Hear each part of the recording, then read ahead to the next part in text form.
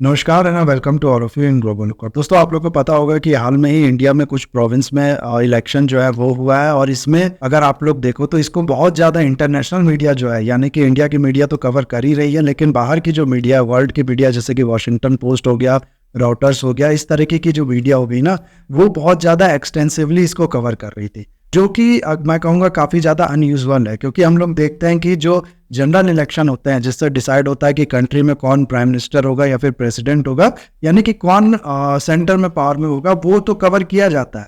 उसके बारे में अक्सर आप लोगों ने देखा होगा कि दुनिया भर की जो मीडिया है वो बात करती है, चाहे वो इंडिया का इलेक्शन हो, चाहे कहीं बाहर का इलेक्शन हो, इवन की छोटी छोटी कंट्री जो है ना, वहाँ पर भी इलेक्शन होता है तो उसके बारे में बात की जाती है। लेकिन किसी प्रोविंस के अंदर इलेक्शन होना और उसको इतना ज़्यादा एक्सटेंसिवली कवर किया जाना वर्ल्ड मीडिया द्वारा, ये बहुत ज़्यादा मैं कहूँगा कि अनयूजुअल है। लेकिन उसके बाद भी ये किया जा रहा है और जिसका अगर आप लोग देखो तो एक कारण भी है। इसके कारण के बारे में मैं आप लोग को बताऊंगा क्यों ये जो मीडिया है इतना ज़्यादा इसको कवर कर रही थी, इतना ज़्यादा इसके बारे में बात हो रही थी, इतना ज़्यादा इसके बारे में डिबेट हो रहा था, क्यों ये इलेक्शन जो है ये बहुत ज़्यादा इंपॉर्टेंट थे। ये सब हम लोग देखेंगे, लेकिन उससे पहले मैं ये जो इलेक्शन का रिजल्ट है वो आप लोग को दिखा देना चाहता हूँ। यहाँ पर आप लोग देख सकते हो छत्तीसगढ़ में पूरी तरीके से बाजी मारी है बीजेपी ने। वोटिंग परसेंटेज या फिर वोटिंग नंबर, आप लोग सीट नंबर सॉरी, यहाँ पर आप लोग देख सकते हो पूरा। उसके अलावा फिर राजस्थान का भी आप लोग देख सकते हो, उस एमपी का भी आप लोग देख सकते हो, मध्य प्रदेश का, इन तीनों में ही बीजेपी ने पूरी तरीके से बाजी मारी है। और तेलंगाना अगर आप लोग देखो ना तो उसमें हालांकि जो कांग्रेस है वो आ गया है, कांग्रेस यहाँ पर गवर्नमेंट बनाएगी, लेकिन बाकी के 3 स्टेट में जो इलेक्शन हुए हैं वो आप लोग यहाँ पर देख सकते हो। अभी जब मैं ये वीडियो रिकॉर्ड कर रहा हूँ तब तक मिजोरम का जो इलेक्शन है उसका रिजल्ट आया नहीं है, तो उसमें देखना होगा कि क्या उसके जो रिजल्ट है वो आते हैं, लेकिन बाकी के यहाँ पर आप लोग देख सकते हो। तो ये कहना ठीक होगा कि ये जो 3 प्रदेश के इलेक्शन थे इसमें कंप्लीटली स्वीप कर दिया है बीजेपी ने, बहुत ज़्यादा अच्छे नंबर से ये आगे रही है। और इससे लोगों का जो मूड है इस समय वो पता चलता है। इस समय जो लोग हैं वो काफ़ी ज़्यादा फेवर में है बीजेपी के, स्पेशली जो नदर्न स्टेट है, जो ऊपर वाले स्टेट है, यहाँ पर आप लोग कह सकते हो कि जो बीजेपी है ये काफ़ी ज़्यादा पॉजिटिवली अट्रैक्ट कर रही है लोगों को। और ये चीज़ अगर आप लोग देखो ना तो बहुत हद तक आप लोग को जो आने वाला जनरल इलेक्शन है, आप लोग को पता होगा 2024 में इंडिया में जनरल इलेक्शन होने वाला है। एक बार फिर से डिसाइड किया जाना है कि कौन पार्टी जो है वो इलेक्शन जीतेगी, किसका प्राइम मिनिस्टर होगा, इसके बारे में 2024 में वोटिंग होगी, आप लोग ऐसा कह सकते हो। तो इससे इस इलेक्शन को उससे कनेक्ट करके देखो आप लोग, ये इलेक्शन बताती है कि जो लोग हैं वो अभी भी बहुत ज़्यादा सपोर्टिव है बीजेपी के, और बहुत हद तक आप लोग कह सकते हो इससे अंदाजा लगाया जा सकता है।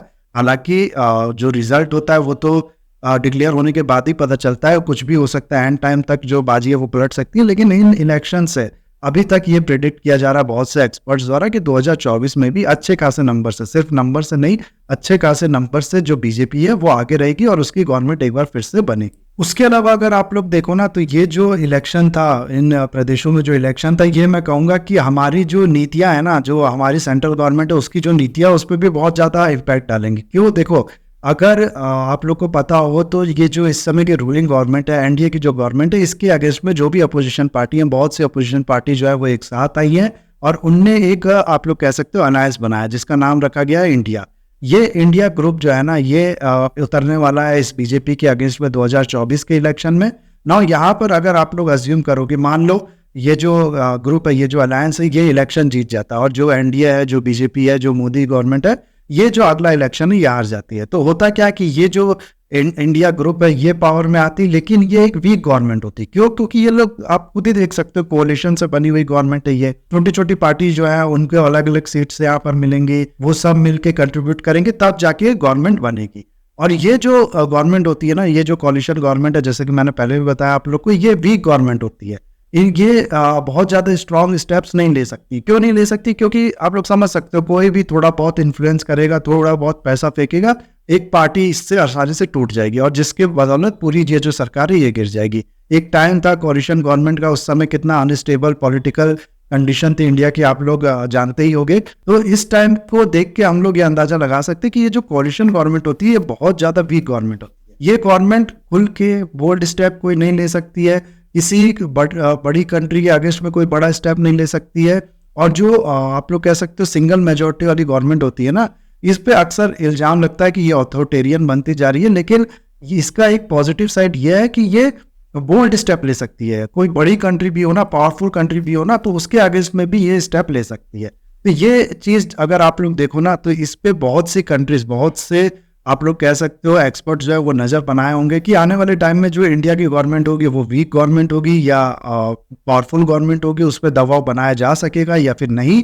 ये सब बाकी कंट्रीज भी बैठ के देख रही होंगी, और इसीलिए ये जो इलेक्शन है इसको आप लोग कह सकते हो एक बहुत ही ज्यादा इंपॉर्टेंट इलेक्शन था ये। और सिर्फ दबाव बनाने वाली बात नहीं है, जैसे कि मैंने आप लोग को बताया कि किसी राइवल से, किसी राइवल कंट्री से निपटना हो, तो उसके केस में भी आप लोग कह सकते हो कि जो मजबूत गवर्नमेंट होती है ना, तो वो अच्छे स्टेप ले सकती है, वो बोल्ड स्टेप ले सकती है। जो कोलिशन गवर्नमेंट मान लो बनी, तो ये चाइना के अगेंस्ट में भी उतना अच्छे से आप लोग कह सकते हो रिटेलिएट नहीं कर पाएगी। और साथ ही साथ एक देखो चांसेस होता है करप्शन का भी। 10 पार्टियां मिलकर कोई अलायंस बनाएंगी और उसके बाद अगर गवर्नमेंट बनाती है, तो होता क्या है ना कि मान लो किसी एक पार्टी के एमपी ने कोई करप्शन किया, तो उसकी वजह से क्या होगा कि पूरे एक तो पार्टी पे इल्जाम लगेगा, और इतनी पार्टीज पे फिर आप लोग नजर भी नहीं रख सकते ना। एक पार्टी अगर गवर्नमेंट बनाती है तो उसका सिर्फ काम यह है कि वो अपने पार्टी मेंबर्स पे नजर रखे कि ये लोग करप्शन ना कर सके। लेकिन अलग अलग पार्टीज के मिलकर कोलिशन गवर्नमेंट बनाएंगी, तो अलग अलग पार्टीज से जाहिर सी बात है मिनिस्टर्स भी आएंगे, और जिसकी वजह से जो करप्शन के चांसेस है वो भी बढ़ जाते हैं। तो ये सब कुछ कारण है जिसकी वजह से ये जो इलेक्शन है ये बहुत ज्यादा इंपॉर्टेंट बन जाते हैं। और इसके अलावा अगर आप लोग देखो ना, तो एक ये जो पूरी लड़ाई थी ये इकोनॉमी के लिए भी, इंडिया की इकोनॉमी के लिए भी बहुत ज्यादा इंपॉर्टेंट थी। एक सवाल हम लोग पिछले कई सालों से सुन रहे हैं कि ये जो फ्रीबीज दिया जा रहा है, ये बिजली फ्री देना, पानी फ्री देना, कुछ लोग कह रहे हैं कि ये इकोनॉमी के लिए आप लोग कह सकते हो कि नेगेटिव है, इसका बहुत बुरा असर पड़ेगा इंडिया की इकोनॉमी पे। और वही जो पार्टीज ये दे रही हैं वो बाकी गवर्नमेंट पे इल्जाम, बाकी पार्टीज पे इल्जाम लगा रही है कि वो सिर्फ अमीरों को फ्री में देते हैं, और अमीरों को जो फ्री में देते हैं वो कहते हैं कि वो नुकसान नहीं करेगा, गरीबों को फ्री में दोगे तो वो इकोनॉमी के लिए नुकसान पड़ेगा। तो इस तरीके के इल्जाम जो है वो एक पार्टी दूसरे पे लगातार लगाती है, और यही चीज का जो डिसीजन है वो आप लोग कह सकते हो इस इलेक्शन से भी होना था। ये जो इंडिया कोलिशन है, इसकी जो पार्टीज है, कांग्रेस हो गई या फिर बाकी भी इसकी जो पार्टीज है, उनने अगर आप लोग देखो ना तो बहुत ज्यादा इस तरीके की डील कहना ठीक होगा, डील देने की कोशिश की है कि हम लोग गवर्नमेंट में आए तो हम लोग ये फ्री में देंगे, वो फ्री में देंगे,